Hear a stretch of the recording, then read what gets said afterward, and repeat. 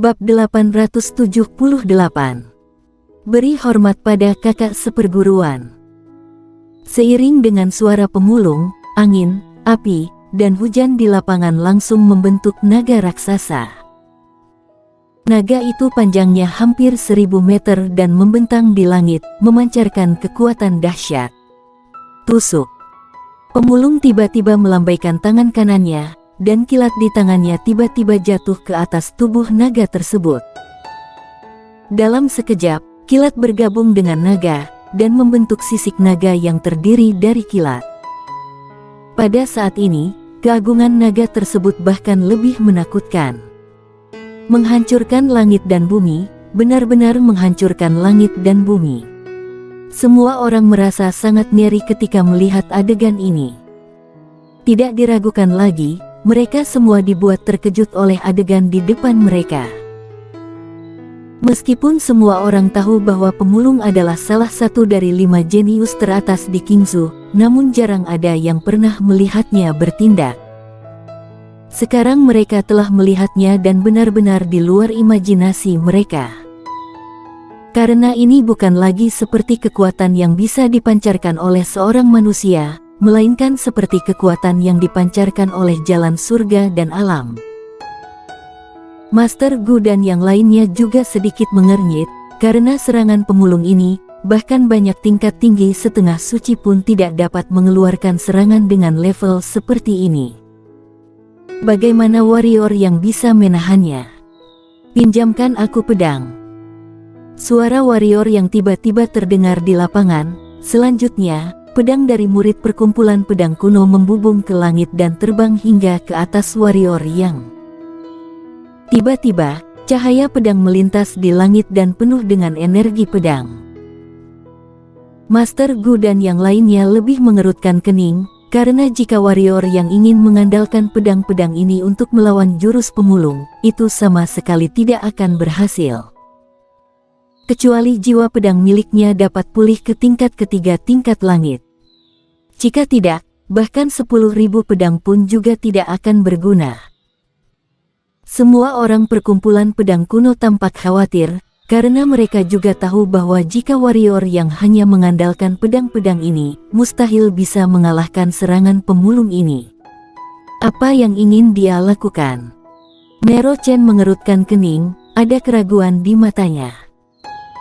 Di saat semua orang sedang kebingungan, warrior yang tiba-tiba mengarahkan jarinya ke naga itu, dan cahaya pedang yang tak terhitung jumlahnya melesat keluar.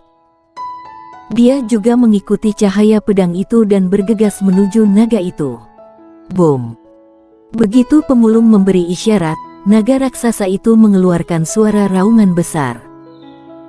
Kemudian membawa kekuatan dahsyat dan menyerang ke arah warrior yang. Saat naga itu lewat, ruang langsung berguncang, itu sangat menakutkan. Pada saat ini, kekuatan misterius tiba-tiba muncul di lapangan. Domain pedang. Ekspresi pria tua berjubah hitam dan orang-orang partai Qingdao langsung sedikit berubah. Ketika dilihat, ada banyak cahaya pedang yang menyelimuti warrior yang. Karena isolasi domain pedang, mereka pada saat ini sama sekali tidak bisa merasakan keadaan warrior yang. Bagaimana mungkin? Tiba-tiba, pemulung berteriak. Seiring dengan suara pemulung, ekspresi semua orang di lapangan berubah. Karena naga raksasa pemulung menghilang dengan kecepatan yang sangat cepat. Dalam sekejap, naga yang diubah dari kekuatan dahsyat langsung menghilang di langit.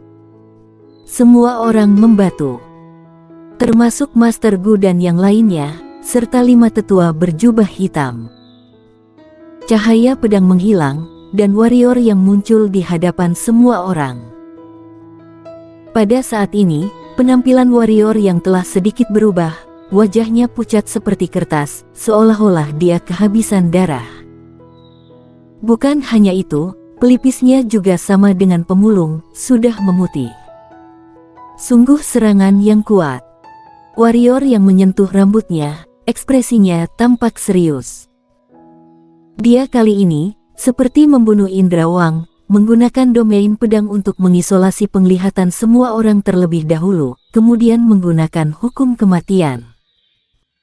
Hukum kematian memang hebat, bahkan naga raksasa itu pun bisa lenyap. Namun, dia juga mengalami serangan balik. Ketika naga raksasa itu memasuki domain pedangnya, karena kekuatan naga tersebut terlalu besar, sehingga menyebabkan dampak pada tingkat tertentu pada domain pedangnya. Dan dampak ini langsung membuatnya hampir kehilangan umur 100 tahun. Selain itu, ketika hukum kematian bertabrakan dengan kekuatan naga raksasa, dia juga mengalami serangan balik. Dia untuk pertama kalinya menyadari bahwa kekuatan hukum ternyata bukan tidak terkalahkan. Ketika suatu kekuatan mencapai tingkat tertentu, jangankan kekuatan hukum, bahkan kekuatan domain juga dapat terancam. Tentu saja, ini terutama karena jarak antara levelnya dan level lawan agak besar. Jika berada pada level yang sama, serangan pihak lawan tidak akan mengancam domain pedang dan kekuatan hukumnya. Intinya, levelnya masih terlalu rendah. Berada pada level rendah, tidak akan berdampak banyak saat menghadapi seorang jenius biasa, tetapi ketika menghadapi jenius lain yang memiliki level seperti pemulung, itu pasti akan menderita. Bagaimana kamu bisa melakukannya?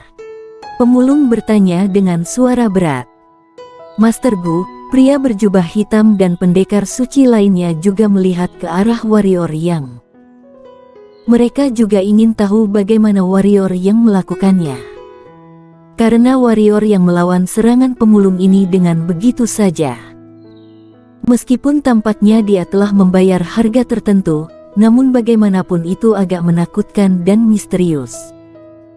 Sebenarnya kekuatan apa yang dia gunakan untuk melakukan ini?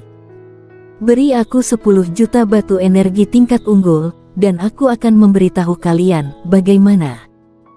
Ujar warrior Yang. Pria tua berjubah hitam dan yang lainnya menggerakkan mulut mereka, dan sedikit ingin menamparkan warrior Yang. Master Gu dan yang lainnya juga menggelengkan kepala mereka, warrior Yang ini sudah terlalu gila uang. Pemulung melirik warrior Yang, lalu berkata, aku kalah. Selesai bicara, dia menjentikkan jarinya dan sebuah cincin penyimpanan terbang di depan warrior Yang. Kemudian dia berbalik dan pergi. Tunggu. Warrior Yang tiba-tiba memanggilnya. Kenapa? Pemulung berkata, aku sudah kalah, bukan partai Qingdao yang kalah. Jadi, jika kamu ingin menghina, maka hina saja aku. Itu tidak ada hubungannya dengan partai Qingdao. Pria tua berjubah hitam dan yang lainnya menatap warrior Yang dengan ekspresi sedikit tidak baik. Kamu tidak kalah, ujar warrior Yang. Setelah mendengar ini, pemulung, pria tua berjubah hitam dan yang lainnya sedikit terkejut. Pemulung menoleh ke warrior Yang, dan berkata, apa maksudmu? Warrior Yang berkata, kamu hanya mengeluarkan satu jurus, dan aku juga hanya melawan satu jurusmu. Bagaimana kamu bisa dibilang kalah? Kali ini dihitung seri, kelak setelah aku mencapai tingkat setengah suci, kita lanjut bertarung dengan adil, bagaimana? Tidak peduli apa tujuan leluhur pendiri dari partai Qingdao memberinya warisan, namun dia memang mendapatkan manfaat dan mengurangi banyak masalahnya. Oleh karena itu, dia tidak keberatan memberi partai Qingdao sedikit martabat untuk mundur. Bagaimanapun, jika hal pemulung dikalahkan olehnya tersebar, maka reputasi partai Qingdao pasti akan jatuh. Ini bukan demi partai Qingdao, melainkan demi leluhur pendiri partai Qingdao. Apalagi pemulung ini memang tidak dikalahkan olehnya. Mendengar apa yang dikatakan warrior Yang, pria tua berjubah hitam dan yang lainnya tercengang terlebih dahulu, dan kemudian pria tua berjubah hitam dan yang lainnya saling bertatapan. Tatapan mereka penuh dengan keraguan dan kebingungan.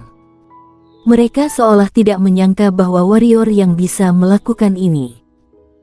Harus diketahui, selama hal pemulung kalah darinya tersebar, dia akan segera menjadi jenius paling mencolok di Qingzhou. Statusnya di perkumpulan pedang kuno pasti akan sangat meningkat, dan akan mendapatkan penghargaan dari perkumpulan pedang kuno. Namun, dia malah melakukan ini. Keempat, Master Gu juga sangat kebingungan. Kenapa?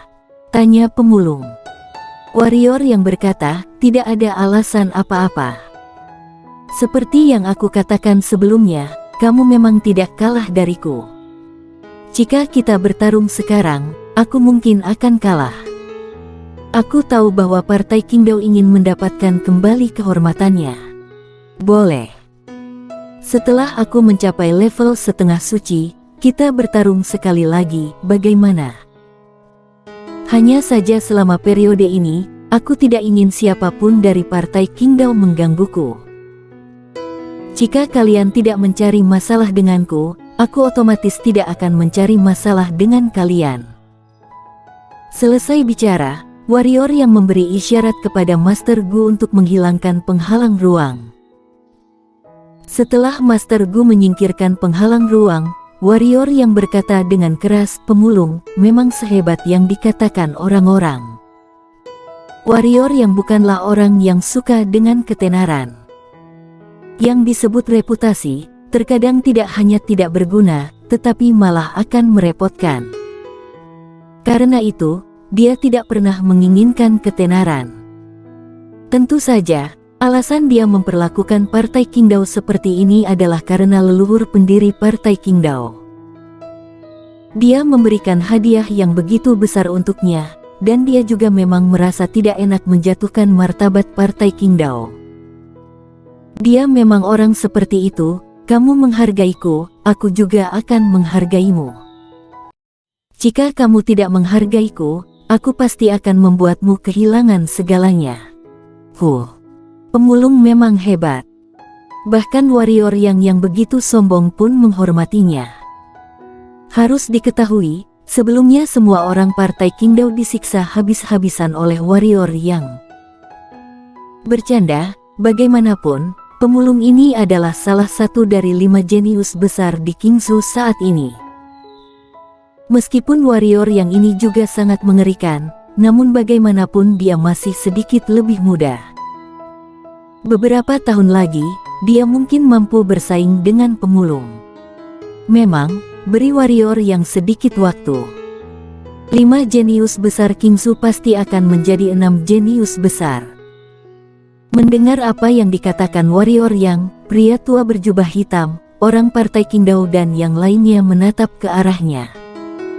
Ekspresi mereka tampak jauh lebih baik. Pemulung adalah perwakilan dari generasi muda Partai Qingdao, dia juga merupakan dukungan spiritual dari generasi muda. Jika bahkan dia pun kalah, itu pasti akan menjadi pukulan besar bagi Partai Qingdao. Meskipun pemulung tidak benar-benar kalah dari warrior yang, dan hanya mengeluarkan satu jurus, namun pemulung berada di satu tingkat lebih tinggi dari warrior yang. Dalam keadaan seperti ini, serangan pemulung bisa dihancurkan oleh warrior yang, jadi sebenarnya, pemulung telah dikalahkan. Oleh karena itu, warrior yang dapat berkata demikian, dan bisa melakukan itu, pria tua berjubah hitam dan yang lainnya tidak dapat menahan diri merasa sedikit berterima kasih padanya. Pemulung menatap warrior yang untuk waktu yang cukup lama, lalu berkata, tunggu kamu mencapai setengah suci, ayo kita bertarung lagi. Selesai bicara, dia berbalik dan pergi. Pria tua berjubah hitam itu melirik warrior yang sejenak, lalu berbalik dan pergi bersama keempat pendekar suci lainnya. Warrior yang menatap Master Gu dan berkata, ayo kembali ke perkumpulan pedang kuno. Dia sekarang memiliki jutaan batu energi tingkat unggul. Selain itu ada pedang dewa barbar dan jurus Daivis yang baru saja ia pelajari. Dia harus merapikan hal-hal ini sesegera mungkin. Kemudian meningkatkan kekuatannya sesegera mungkin. Dia tidak lupa bahwa Irene An dan Hanamu masih menunggunya. Master Gu mengangguk. Tiba-tiba, dia menatap ke langit, lalu berkata, rahasia sudah datang. Seiring dengan suara Master Gu, sebuah cahaya pedang melintas di langit, kemudian seorang wanita muncul di lapangan. Beri hormat pada kakak seperguruan. Di lapangan, kecuali Master Gu dan yang lainnya, semua murid perkumpulan pedang kuno memberi hormat kepada wanita itu dan berkata dengan hormat. Bersambung.